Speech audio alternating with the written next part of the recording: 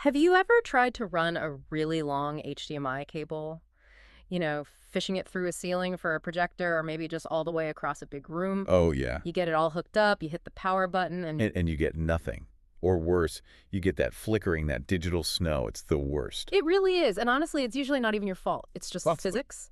Copper hates distance. It really does. Well, that is exactly what we're digging into today. We've got the specs here for the NTI. Mm-hmm.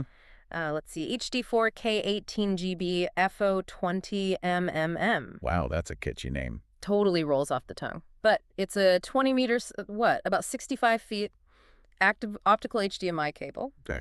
And our mission here isn't just to talk about a wire.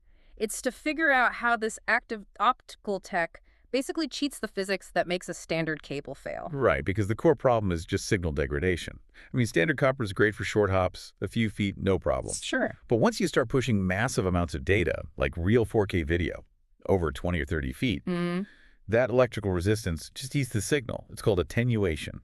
And we're not talking about basic HD anymore. The specs here specifically call out Ultra HD 4Z96 by 2160 at 60 frames per second. And here's the big one I circled, 4.4.4 color sampling.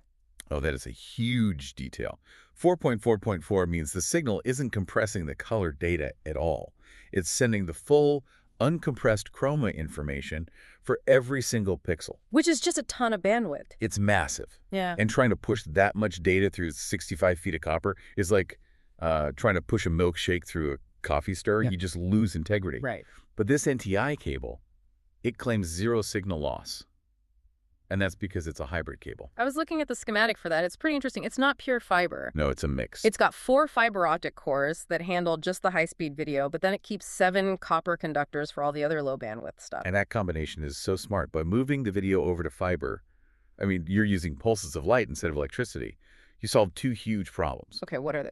Well, 1, light travels way further without degrading. But 2, and this is huge for pro setups, light is completely immune to interference. The notes here listed RFI and EMI, radio frequency and electromagnetic interference. Exactly. If you run a normal copper cable over, say, a fluorescent light ballast or near a big motor, that noise just bleeds into the wire and kills your picture. But fiber doesn't care. Fiber doesn't care at all. Magnetic fields have no effect on light. Which totally explains the use cases they list here. They're not just talking about home theaters, they list medical imaging equipment. A very noisy environment. Airplane onboard video systems, TV broadcast stations. Places that are just absolute nightmares for electrical noise. Imagine an MRI room or an airplane cockpit. You have motors and radios everywhere. A copper HDMI cable would just get shredded by that. So it's basically a shielded tunnel for the video. But here's the part that really made me double-check the spec sheet. Usually when I hear active cable, I think it's a hassle, because active means it needs an external power source. I'm looking for a USB port or a wall plug. That's the standard drawback, yeah. Yeah. You run a cable through the ceiling, and suddenly you realize you need to have an outlet in the ceiling just to power the cable itself. Exactly. But this one, it doesn't have a power connector. It has these internal fiber modules, but no power brick. So how is it driving the signal? It's actually siphoning the power.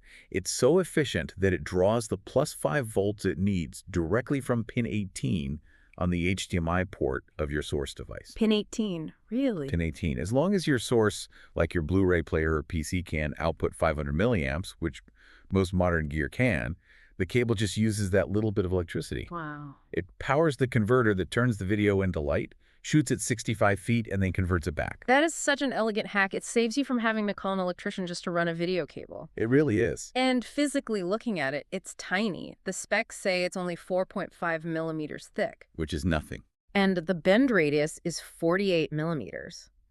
If you've ever tried to snake one of those thick, shielded copper cables through a wall, you know it's like wrestling a python. This seems more like fishing line. Well, we do have to address the cost, though. This isn't a $10 cable you grab at the checkout counter. No, it's not. The 20-meter version is listed at $198. Right. That's steep for a cable, but I kind of get the sense this is. It's insurance pricing. That is the perfect way to look at it. If you're installing a system in a hospital or a conference room wall, the cost of this cable is nothing compared to the cost of tearing that wall open again, because the cheap cable flickers every time the air conditioning kicks on. Or just drops out completely in the middle of a big presentation. Precisely. You're paying for the reliability of glass in a world that's still mostly wired for copper. So to wrap this all up, the NTI cable is this brilliant little bridge. It takes a perfect 4K signal, turns it into light to beat interference and distance, steals a little power from pin 18 to do it all, and then delivers it 65 feet away flawlessly. It really just shows you that for high bandwidth data, we are hitting the end of the road for copper. Photonics using light.